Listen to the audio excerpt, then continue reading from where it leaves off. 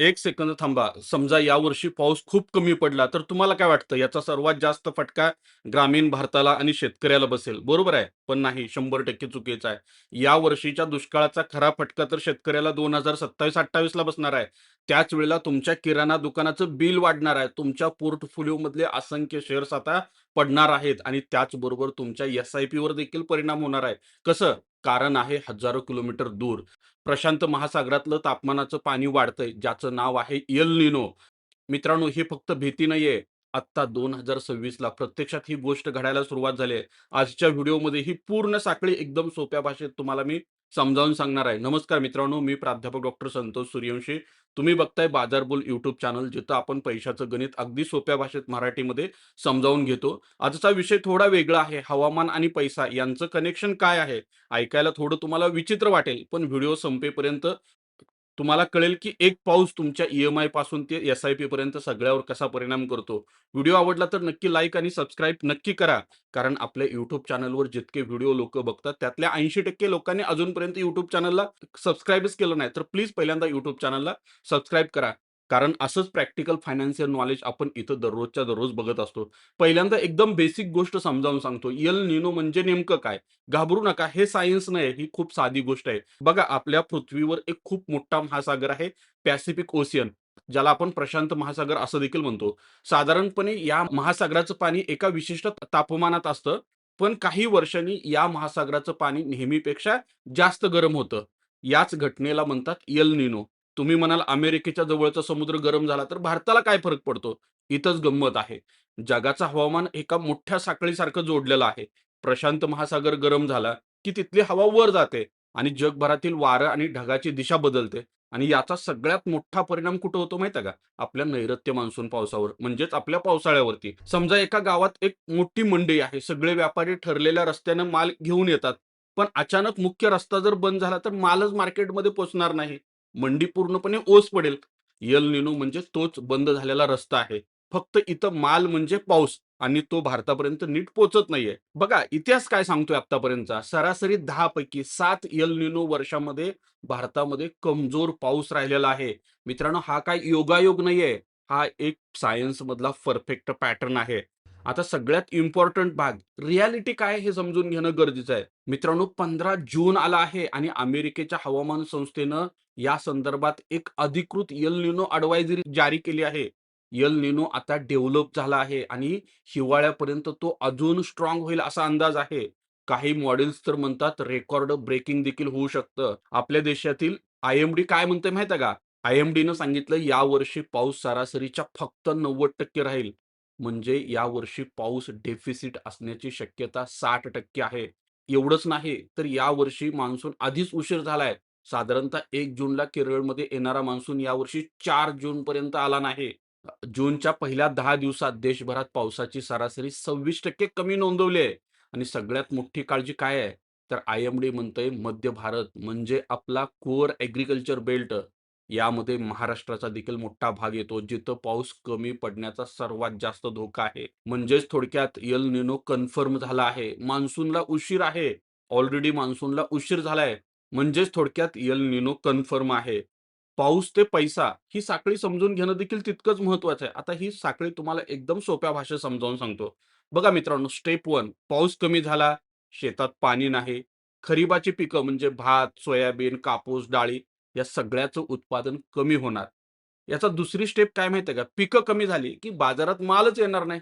म्हणजे याचा अर्थ भात, सोयाबीन, कापूस, डाळी या सगळ्यांच्या किमती वाढणार आणि त्यामुळं फूड इन्फ्लेशन वाढणार.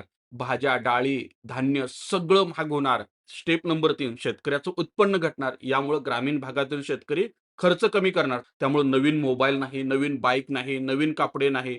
म्हणजे सगळ्या गोष्टी पोस्टपोन होणार. आणि 4 नंबर स्टेप काय माहिती आहे? गावातली खरेदी थांबली, की ज्या कंपन्या गावात सर्वात जास्त माल विकतात, जसं की साबण असेल, बिस्किट असेल, तेल असेल, टू व्हीलर, या सर्वांच्या विक्रीमध्ये मोठी घट होणार आणि ह्या सगळ्यांचे शेअर्स पडणार.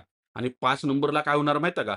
महागाई वाढली, की रिझर्व्ह बँकेला इंटरेस्ट रेट कमी करायला जागा शिल्लक राहत नाही. म्हणजे तुमच्या होम लोनचा ई-एम-आय लवकर कमी होणार नाही.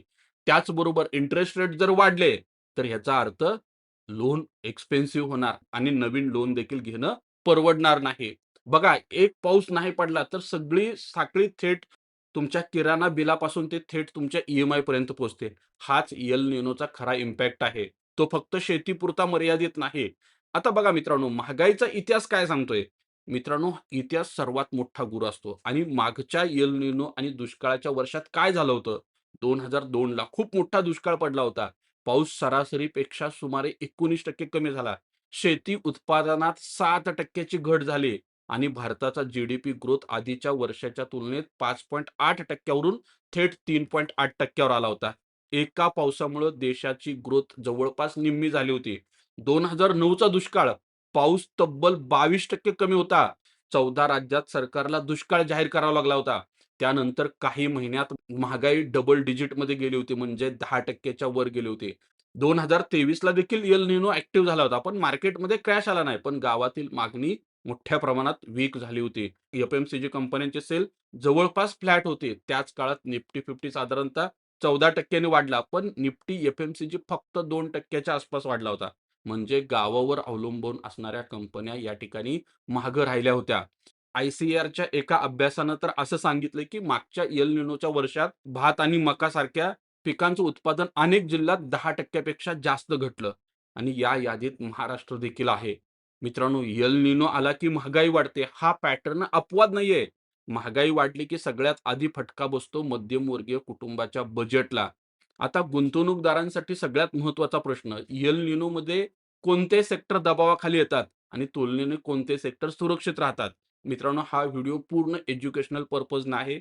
या ठिकाणी तुम्ही कोणतेही स्टॉक टिप्स कन्सिडर करू नये. बघा मित्रांनो, एल निनोचा सर्वात मोठा इम्पॅक्ट कुठं होतो?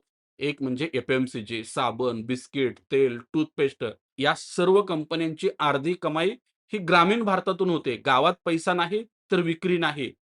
एल निनोला बळी पडणारं हे पहिलं सेक्टर असेल. 2 नंबरचं सेक्टर असेल रुरल ऑटो. बघा, टू व्हीलर, ट्रॅक्टर आणि त्याच्याशी रिलेटेड जे इकोसिस्टम आहे, या सर्वांवरती इम्पॅक्ट होणार. शेतकऱ्यांनी कमी कमवलं, तर नवीन बाईक किंवा ट्रॅक्टर कोण घेणार? म्हणजे याचा अर्थ मागणी थेट घटणार. आणि तिसरा सर्वात मोठा इम्पॅक्ट मायक्रो फायनान्स आणि रुरल एन-बी-एफ-सी.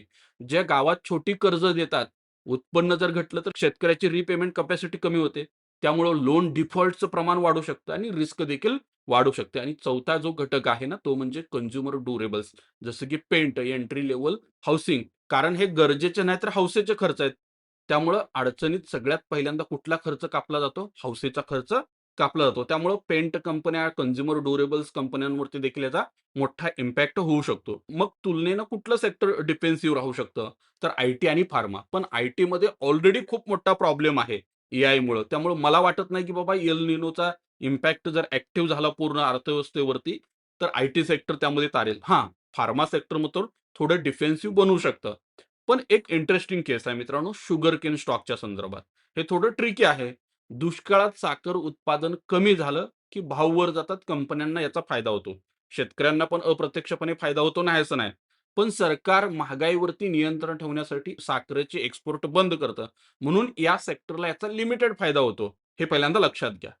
पण महागाई वाढली की आर-बी-आय व्याजदर कमी करू शकत नाही. अप्रत्यक्ष दबाव कुठे येणार? बँक, रिअल इस्टेट, ऑटो फायनान्सवरती. म्हणून स्मार्ट इन्व्हेस्टरची सध्याला काय जबाबदारी आहे? तर प्रॉपर डायव्हर्सिफिकेशन करणं खूप गरजेचं आहे. आता मी तुम्हाला एक गोष्ट सांगतो. हे ऐकून एल निनोकडे बघण्याचा तुमचा दृष्टिकोन पण बदलेल. बघा, ऊसाची गोष्ट सांगतो. महाराष्ट्रातील लाखो शेतकऱ्यांचा यामध्ये प्रत्यक्ष संबंध आहे. पहिली गोष्ट समजून घ्या, ऊस हे झटपट येणारं पीक नाहीये. भात 3 महिन्यामध्ये येतो.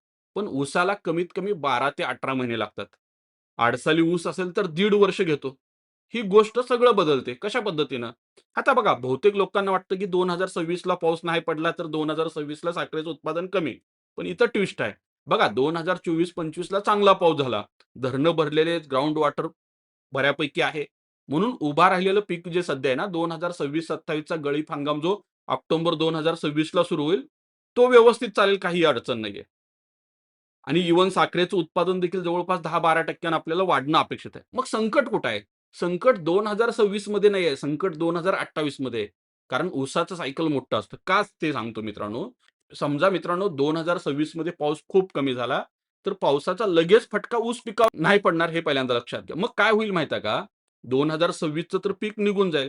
पण शेतकरी नवीन लागवड करणार नाहीत पाऊस नसल्यामुळे, हे पहिल्यांदा लक्षात घ्या. आहे ते पीक त्यांना काय करावं लागणार आहे? टिकवून ठेवावं लागणार आहे. म्हणजे 2027 साठी नवीन लागवडच असणार नाही. म्हणजे पाण्याअभावी या ठिकाणी 27 ला जी लागवड केली, ते 28 ला जाणार आहे साखर कारखान्याला.